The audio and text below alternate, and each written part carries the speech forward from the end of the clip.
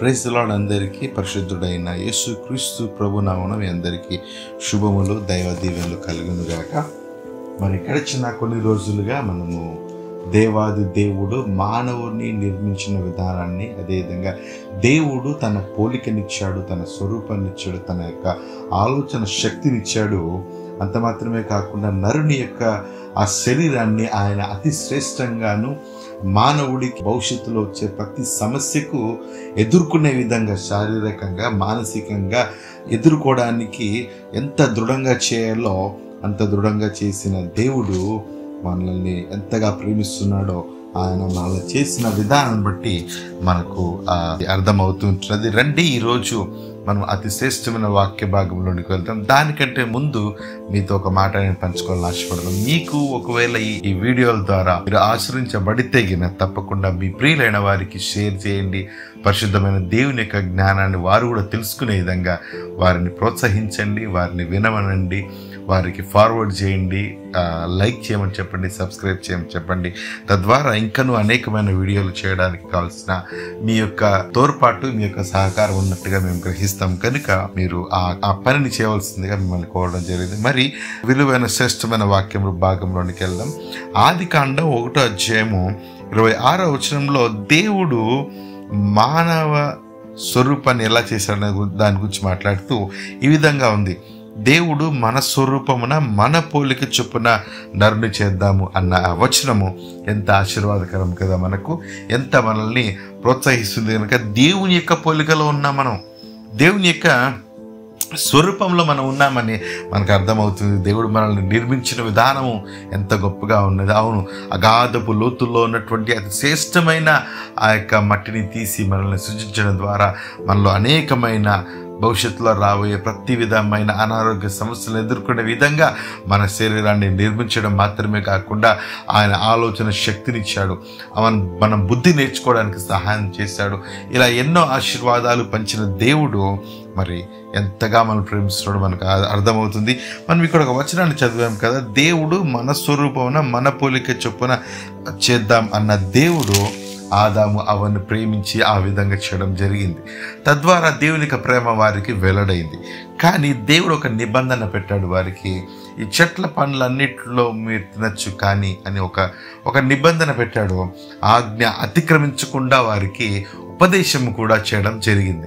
ఆదాము అవ్వకు దేవుడు చెప్పాడు, మీరు అన్ని చెట్ల పనులు సమృద్ధిగా తినచ్చు కానీ అని ఒక చిన్న కండిషన్ పెట్టాడు. మరి పాము వచ్చి అవ్వను శోధించిన వెంటనే అవ్వ దేవుడు చేయవద్దు అన్న ఆ యొక్క పనిని, చేయవద్దు అన్న ఆ యొక్క ఆజ్ఞ అతిక్రమించి పాపాన్ని లోకంలోనికి ఆహ్వానించడం ద్వారా మనం ఏమి కోల్పోయామో దేవుని యొక్క పరిశుద్ధ గ్రంథం మనకు స్పష్టంగా తెలియసింది.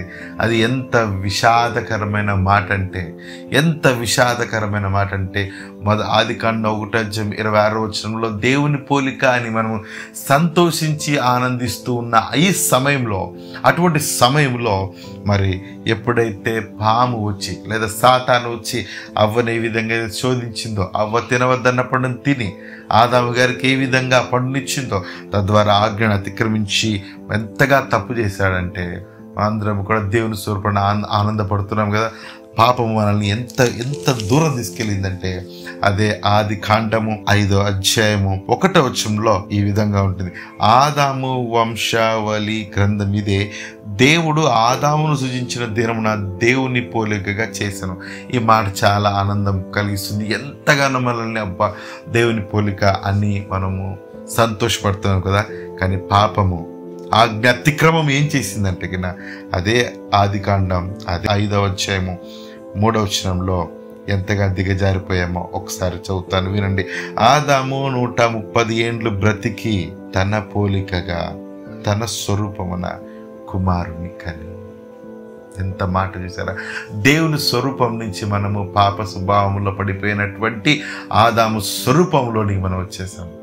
పాపం చూసారా నా ప్రియమైన స్నేహితులారా, నా ప్రియమైన దైవ జనాంగమా, పాపము మనల్ని దేవుని పోలిక నుంచి ఆదాము పోలికలోనికి పడవేసింది. అందుకే కడపటి ఆదామైన యేసుక్రీస్తు ప్రభుల వారు ఒక మానవుడిగా జన్మించి ఈ లోకానికి వచ్చి పరిశుద్ధమైన జీవితాన్ని జీవించి తన యొక్క పరిశుద్ధమైన రక్తాన్ని చిందించి మనందరి యొక్క పాప విమోచనకు ఆయన సహాయం చేశాడు. కనుక ప్రియులారా, నాయన తండ్రి వించిన ప్రతి ఒక్కరు కూడా ఇప్పుడు మనము పాప స్వభావంలోనికి పడిపోయాం. ఆదాము స్వరూపాన్ని సంపాదించుకున్నాం, ఆదాము పోలికను సంపాదించినాం. కనుక ఈరోజే ఈ క్షణమే మారు మనసు పొంది, ఈ క్షణమే దేవుని యొక్క ఆ యొక్క ప్రేమను తెలుసుకుని, ఈ క్షణమే నీ హృదయాన్ని దేవునికి ఇచ్చి మారి తిరిగి మనం ఆదాము స్వరూపంలో నుంచి క్రీస్తు పోలికలోనికి రావాలనే దేవుడు నీతో మాట్లాడుతున్నాడు. వదిలివేయద్దు. ఈ సమయం అతి అమూల్యమైన సమయము. దేవుడు మనల్ని ప్రేమిస్తున్నాడు. దేవుని పోలికలోనికి తిరిగి వద్దాం. దేవుడు మనందరినీ దీవించునుగాక. ఆమేన్. God bless you all.